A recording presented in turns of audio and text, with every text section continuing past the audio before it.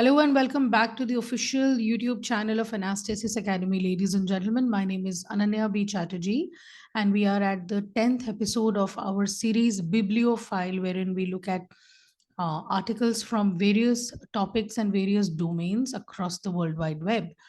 So, the article that we are taking up today is from an excerpt from a book written by Roshan Dalal on J. Krishnamurti's philosophy of education and how it was channeled into Rishi Valley and other schools. J. Krishnamurti was one of the very eminent philosophers of the previous century, born in India. So let's get started.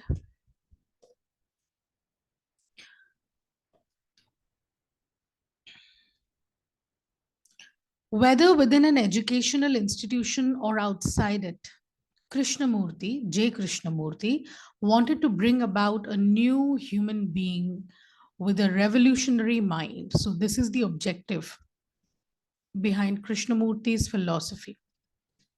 Through education, he wanted to achieve or create a new human being altogether. Revolt, according to K is Krishnamurti, is of two kinds. There is violent revolt, revolt as in rebellion, which is mere a reaction. So Krishnamurti calls violent revolt just a reaction. And there is intelligent revolt, which is not reaction and arises through self-knowledge. The function of education is to create human beings who are integrated and therefore intelligent. Integrated as in undivided or assimilated in their thoughts. Assimilated in their thoughts. Great intelligence is required to discover what is true. Intelligence is not book knowledge. So he is directly quoting Krishnamurti, who says that intelligence is not about the knowledge that you get from books.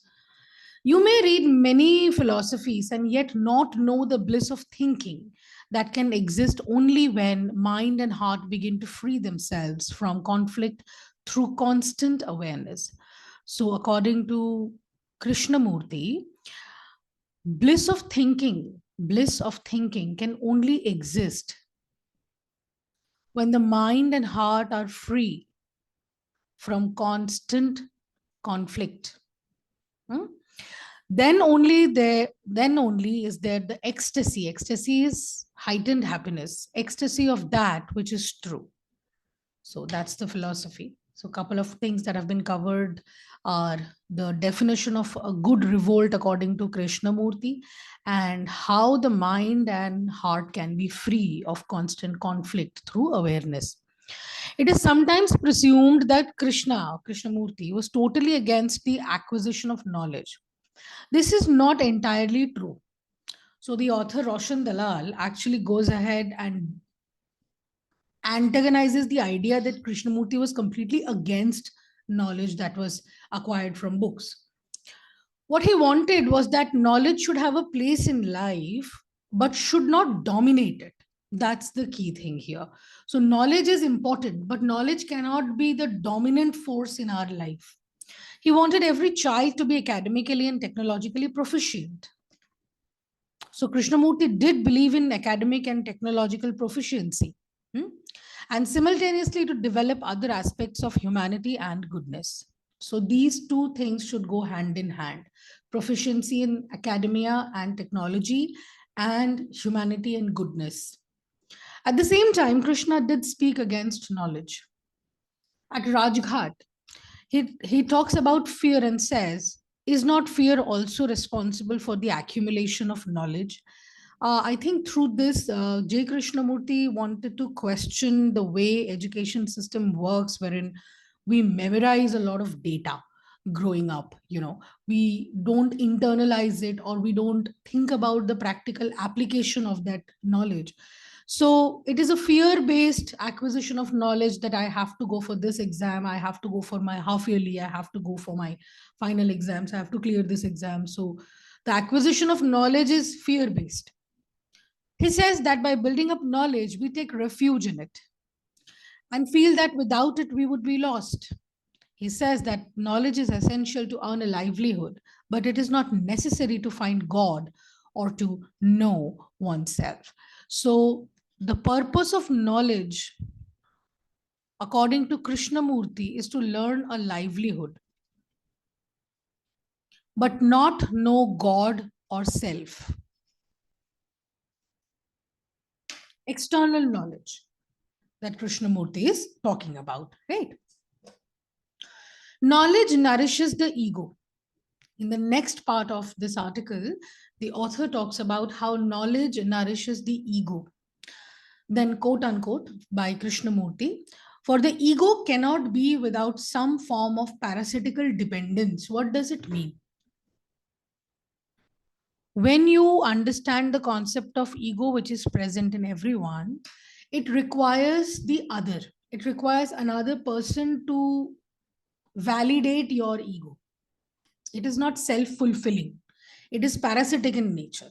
So, if you want to feel gratified, feel that your ego has been massaged, you need another person to give you that kind of a reaction. The scientist uses his knowledge to feed his vanity, pride, to feel that he's somebody. So does the Pandit. So clearly, Krishnamurti is not letting anybody go, right from the epitome of intellectual mindset, which is a scientist, to the epitome of religious mindset, which is a Pandit. So does the teacher, so do the parents, so do the gurus. So, in his discourse against ego, Krishnamurti is not sparing anyone. He's saying that everybody is ego driven, including the scientist, the pandit, the teacher, the parents, and the gurus. They all want to be somebody in this world. He adds that knowledge without love is destructive. So, the second point that has been made about knowledge by K or Krishnamurti is that knowledge without love is how, is what, is destructive.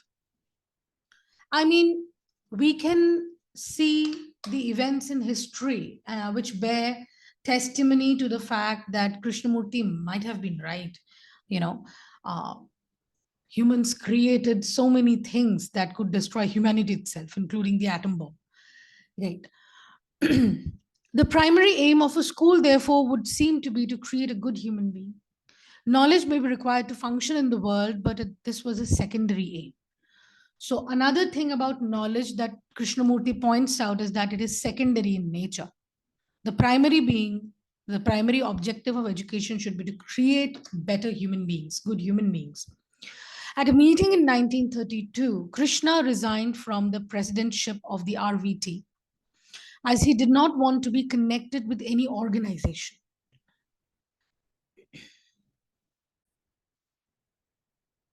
At the same meeting, a statement was made that Krishnamurti is as keenly interested in all the educational experiments and will do all he can to assist with suggestions, advice, and sympathy. So, this meeting that has been talked about, there were two things.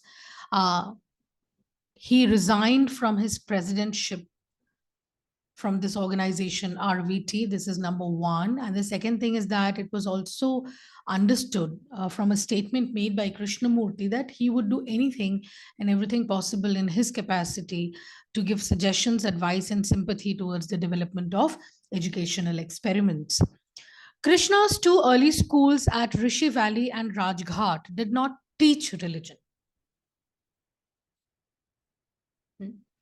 It was quite anticlimactic back in the day because J. Krishnamurti was also deemed as a world teacher from the religious elite across the planet. The fact that he chose to go the non-religious way said a lot about his vision. You know, they did, however, imbibe the theosophical approach of the equality of all religions. So theosophy is the study of religions all across the world, and it preached the equality of all religions across our planet. Following Annie Besant, most Indian theosophists were nationalists when the British ruled India. Annie Besant was a sympathizer of the Indians in struggle for independence. Krishna, however, spoke against both nationalism and religion, which are defining characteristics of uh, our philosophy in most cases. In fact, he connected the two. How? His choice of words indicates that in these early days, he was also influenced by Marxist ideas. Marxist belongs to Karl Marx, the great thinker and philosopher, who is also credited with the theory of socialism and eventually communism. He said, as beliefs grow into religion, so possessions grow into the expression of nationality. Now, this is important. He said that when you believe in something, eventually it becomes a religion. How profound is that? And when you uh, indulge in possessions, that this is mine, that is mine, in the end, it actually grows into nationality. Okay, this is mine, that is yours. You know, as beliefs separate people, condition people, keep them apart, so possessiveness expressing itself as class consciousness and growing into nationality keeps people apart. So, according to him, nationalism was a divisive force. Nationalism was not a uniting force, according to J. Krishnamurti. Hence, he faced a lot of flack from the society because people have very sanctimonious ideals of nationality, Rashtravad, especially in the later half of the 20th century when we had just received independence. Nationality was a strong, vibrant emotion swaying the masses back in the day. So yeah, that is all. Nationality is based on the exploitation of the majority by the few for their own benefit. So here, probably the author is insinuating the exploitative forces that sit at the apex of the social pyramid, the politicians, the administrative who's who, the elites, the aristocrats. So according to them, majority is exploited for the benefit of these few. Yeah, through the means of production, right? That nationality, through the instrument of patriotism, is a means of war. So he is talking about a particular brand of nationality which can become the instrument of war, which usually happens. I mean, we have seen this in the history, be it India Pakistan, be it India China, be it what's happening in Ukraine and Russia. So there is this divisiveness that we are somehow different from them. This belongs to us, that belongs to them. So I have to protect mine. Very territorial in nature. Despite these elements of nationalism did exist in the pre-independence phase of the two schools in India. So in spite of all this, in spite the ultimate efforts by J. Krishnamurti, the elements of nationalism could not completely be done away with in these schools. And they did exist in the pre-independence phase of two schools, Rishi Valley and Rajghat.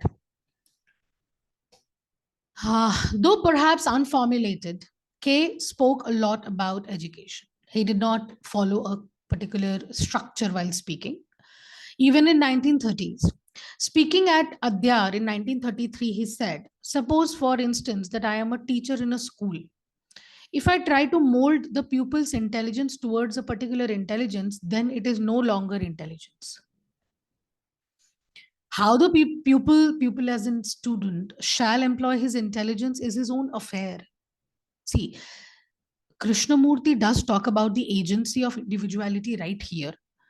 I want you to be intelligent in English, or I want you to be intelligent in math, or I want you to be intelligent at politics. I want you to be intelligent at physics.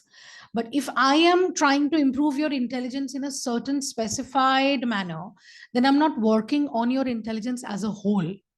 That's what Krishnamurti believed.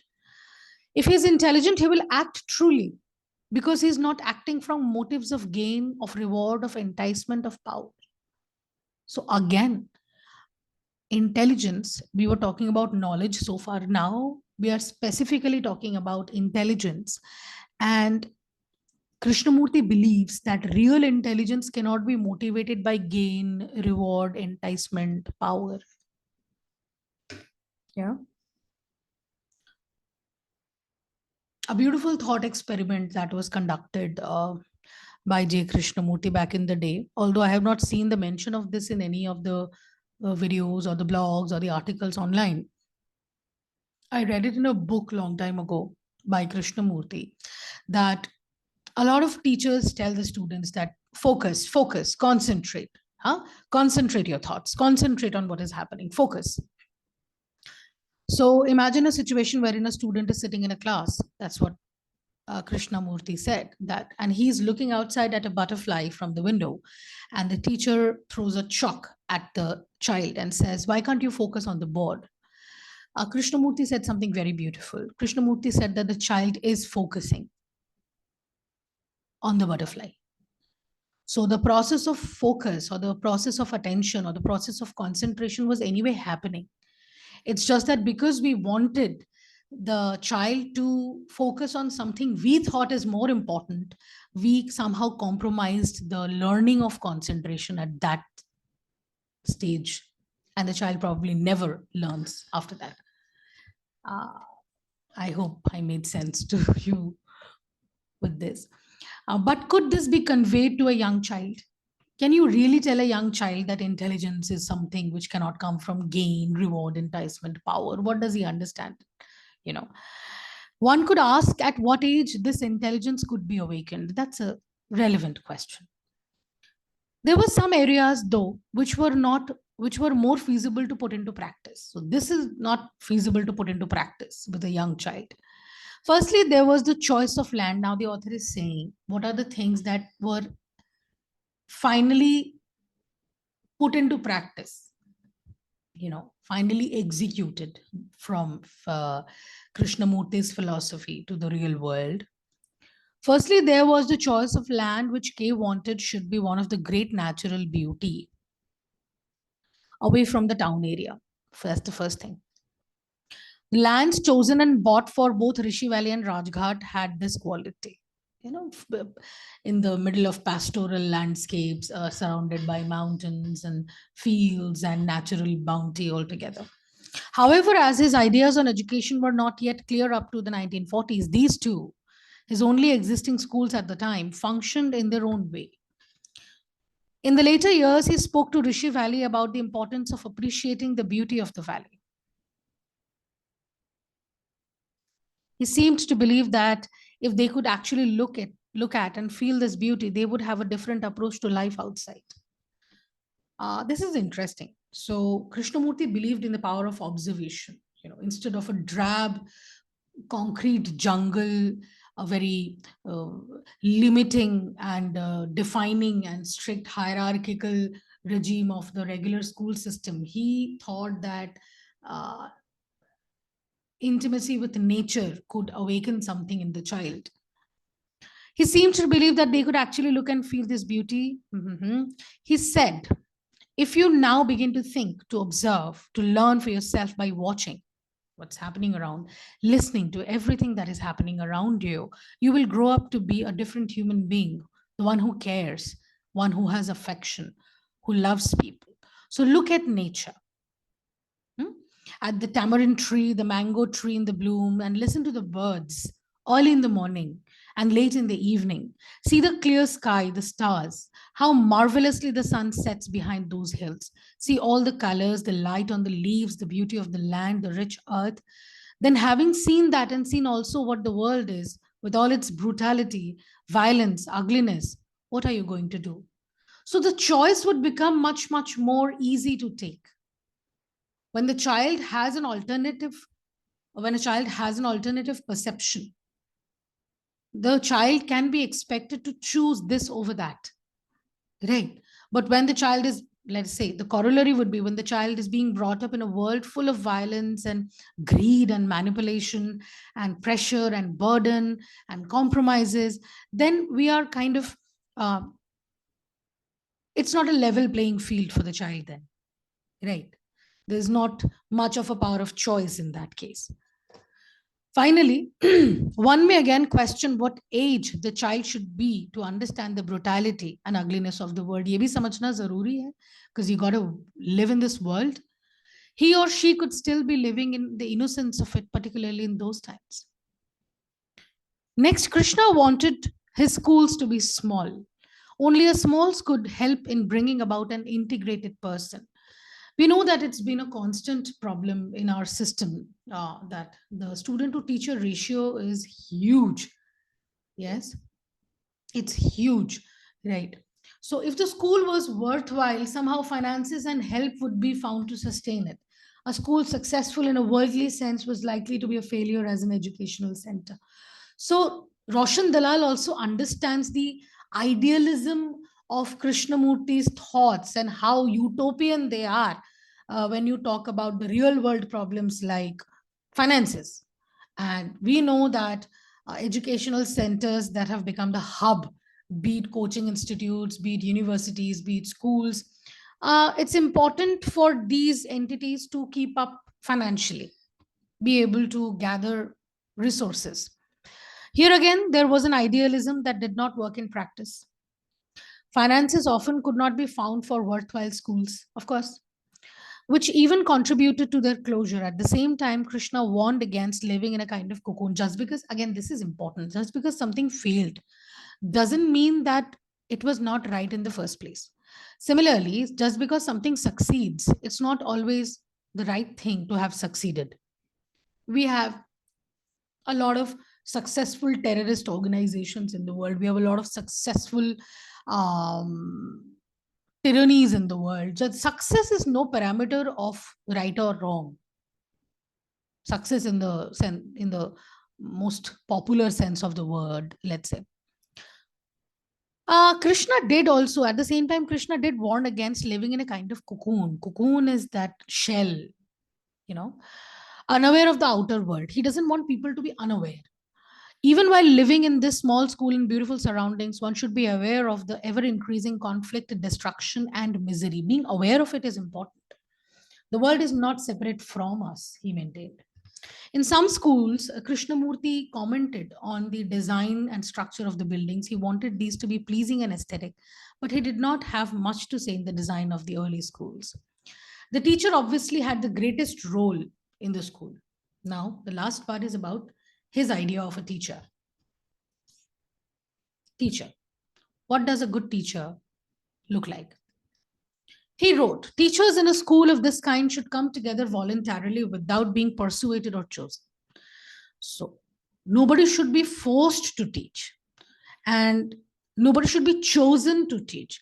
For voluntary freedom from worldliness is the only right foundation for a true educational center. People should voluntarily choose to become educators, right? That's the only way to go, according to Krishnamurti.